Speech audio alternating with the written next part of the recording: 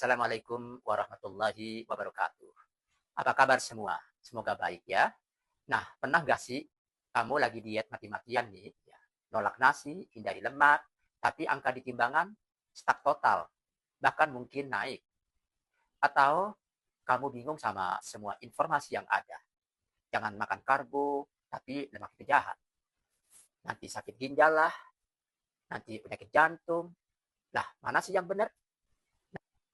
Hari ini kita bakal bahas rendah karbohidrat versus rendah lemak.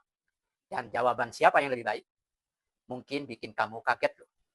Saya dulu pernah ngalamin ini, teman saya sebut saja si Budi dan si Dewi, mereka berdua mau nurunin berat badan. Si Budi memilih jalur rendah lemak. Pagi makan roti gandum low fat, siangnya makan ayam rebus tanpa kulit, malam makan salad pakai dressing fat free. Intinya dia takut banget sama lemak, tapi dia masih makan nasi dan oat. Kemudian si Dewi, dia pilih jalur rendah karbohidrat. Dia makan telur, alpukat, daging, ikan, keju, sayur-sayuran, tapi dia hapus total nasi, roti, pasta, bahkan buah-buahan manis sekalipun. Nah, kemudian setelah 3 bulan, tebak apa yang terjadi? Siapa yang menurut kalian lebih sukses? Tulis tebakan kamu di komentar bawah, rendah lemak atau rendah karbohidrat. Kita bahas jawabannya nanti. Diet rendah lemak prinsipnya sederhana. Lemak punya 9 kalori per gram, sedangkan karbo dan protein cuma 4 kalori per gram. Logikanya teman-teman, kurangi lemak otomatis kurangi kalori. Masalahnya, ketika lemak dikurangi, produknya sering diganti sama gula dan karbohidrat olahan. Nah, ini bikin gula darah naik turun, seperti roller coaster. Dan kamu jadi lapar terus, craving makanan manis. Sekarang diet rendah karbohidrat.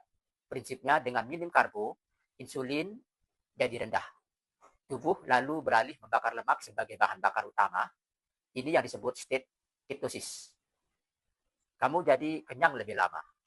Ngidam gula berkurang. Lalu mana yang lebih baik?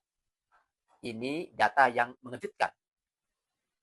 Banyak studi seperti dari The Journal of the American Medical Association menunjukkan bahwa dalam jangka pendek 6-12 bulan, diet rendah karbohidrat lebih unggul dalam menurunkan berat badan dan meningkatkan kesehatan metabolik seperti gula darah dan kolesterol baik dibanding diet rendah lemak.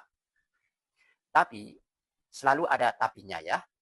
Dalam jangka panjang setelah 1-2 tahun, perbedaannya jadi nggak signifikan. Kok bisa? Ya, karena yang paling penting bukan cuma apa yang kamu makan, tapi bisakah kamu konsisten melakukannya selamanya. Jadi, kembali ke Budi dan Dewi. Jawabannya, Dewi rendah karbohidrat, mungkin turun lebih cepat di awal. Tapi setelah setahun, mereka berdua bisa saja sama-sama sukses atau sama-sama gagal kalau nggak konsisten. Jadi mana yang lebih baik? Jawaban sesungguhnya adalah tergantung kamu. Oke ya. Saya kasih solusi praktisnya. 1, kenali tubuh dan gaya hidup kamu. Kamu lebih enak kenyang makan daging atau sayur? Atau kamu olahraga berat dan butuh karbo untuk energi? Diet yang bisa kamu jalani tanpa tersiksa adalah diet terbaik. 2, jangan ekstrim. Menghilangkan satu grup makro sepenuhnya itu sulit dan berisiko. Fokus pada kualitas makanan.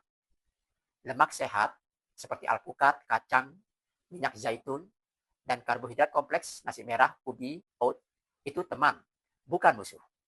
Oke? Kemudian 3, prioritas protein. Apapun dietnya, pastikan proteinnya cukup. Protein bikin kenyang dan juga menjaga massa otot. 4, kalori tetap raja. Pada akhirnya, untuk turun berat badan, kamu harus dalam defisit kalori. Mau rendah karbo atau rendah lemak, kalau kalorinya kebanyakan, ya tetap aja akan gendut. Jadi, pemenang sesungguhnya bukan rendah karbohidrat atau rendah lemak, tapi diet yang masuk akal dan berkelanjutan. Nah, teman-teman, gimana? Masih bingung? Atau justru sekarang jadi lebih jelas? Kalau kamu dapat value dari video ini, jangan lupa untuk beri jempol. Itu akan membantu channel ini berkembang lebih luas lagi. Terima kasih atas perhatiannya. Salam sehat. Wassalamualaikum warahmatullahi wabarakatuh.